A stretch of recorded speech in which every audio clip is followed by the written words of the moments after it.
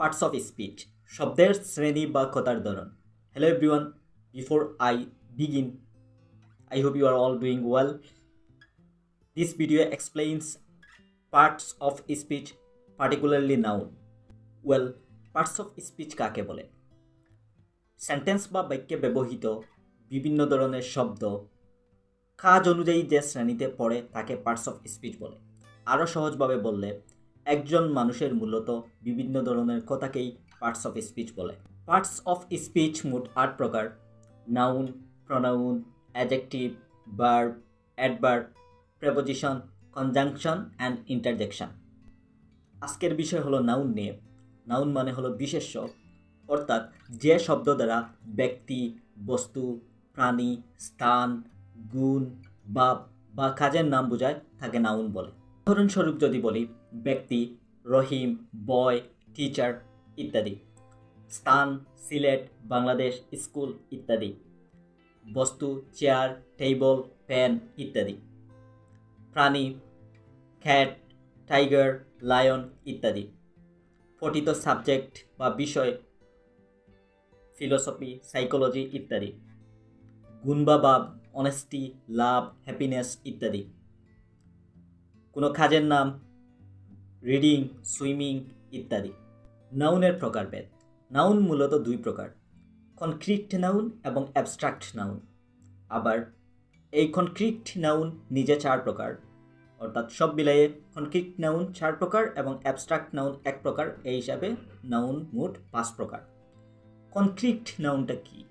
অর্থাৎ যে নাউন ধরা যায় এবং ছোঁয়া যায় তাকে কনক্রিট নাউন বলে। কনক্রিট নাউনের 4 প্রকারের মধ্যে প্রথম প্রকার হলো প্রপার নাউন। প্রপার নাউন হলো যে নাউন দ্বারা নির্দিষ্ট ব্যক্তি, স্থান এবং জিনিসের নাম বোঝায় তাকে প্রপার নাউন বলে। যেমন কোনো ব্যক্তির নাম রহিম, করিম, কাজী নজরুল ইসলাম। কোনো জায়গার নাম ঢাকা, বাংলাদেশ, রাজশাহী। দিন বা মাসের নাম স্যাটারডে, ফ্রাইডে, জানুয়ারি, অগাস্ট। কোনো নদীর নাম পদ্মা, মেঘনা। এবং সাহিত্যকর্মগুলোর নামও প্রপার নাউন হয়। এছাড়া প্রপার নাউনের প্রথম অক্ষর সবসময় ক্যাপিটাল হয়। কনক্রিট নাউনের পরের প্রকার হলো কমন নাউন। কমন নাউন হলো একই শ্রেণীর সকল ব্যক্তি বা বস্তুকে সাধারণভাবে বোঝায়। যেমন teacher, student, nurse, doctor, river, city ইত্যাদি। অর্থাৎ টিচার দ্বারা অনির্দিষ্টভাবে সকল শিক্ষককে বোঝানো হয়েছে। স্টুডেন্ট দ্বারা অনির্দিষ্টভাবে সকল ছাত্রছাত্রীকে বোঝানো হয়েছে। মনে রাখা ভালো, প্রপার নাউনের পূর্বে আর্টিকল দি অথবা দা বসলে কমন নাউন হয়ে যায়। For example, Nazrul is the Byron of Bangladesh. নাউনের পরের প্রকার হলো কালেকটিভ নাউন, যা দ্বারা একাধিক ব্যক্তি বা বস্তুকে একত্রে বোঝায়। যেমন a team of players, a class of students, flock, a group of birds, shoal, a group of fish, crowd, a group of people, series, a group of movie or drama ইত্যাদি। কনক্রিট নাউনের সর্বশেষ প্রকার হলো material noun, অর্থাৎ যে noun দ্বারা কোনো পদার্থ বা উপাদানের নাম বোঝানো হয়ে থাকে। যেমন গোল্ড, ওয়াটার, মিল্ক, উড ইত্যাদি।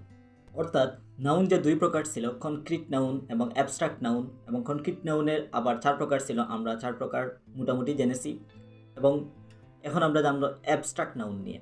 অ্যাবস্ট্রাক্ট নাউন হলো যে নাউন দ্বারা গুণ, অনুভূতি বা ভাব বোঝায়, যাকে ধরা যায় না বা ছোঁয়া যায় না তাকে বলে।